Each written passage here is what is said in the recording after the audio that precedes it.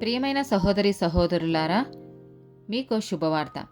2025 సంవత్సరంలో మొత్తం 365 అంశాలను మీతో పంచుకోబోతున్నాము.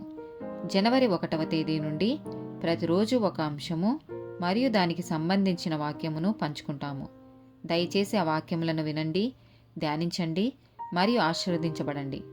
దయచేసి సబ్స్క్రైబ్ చేయండి మరియు మీ స్నేహితులతో పంచుకోండి. ధన్యవాదాలు.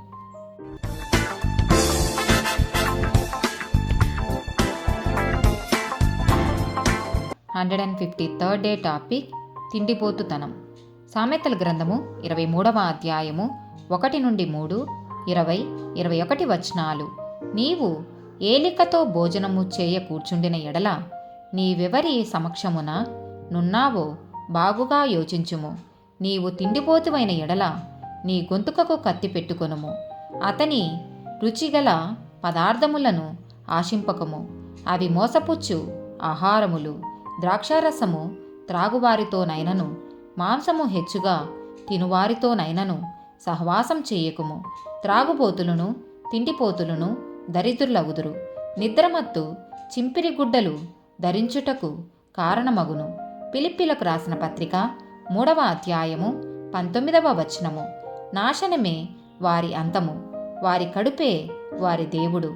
వారు తాము సిగ్గుపడవలసిన సంగతుల యందు అతిశయపడుచున్నారు.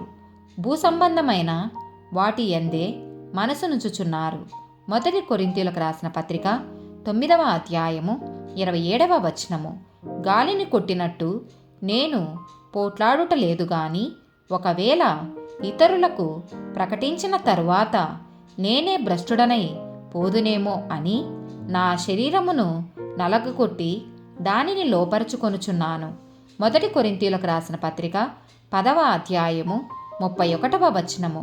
కాబట్టి మీరు భోజనము చేసినను పానము చేసినను మీరేమి చేసినను సమస్తమును దేవుని మహిమ కొరకు చేయుడి. ఆమేన్.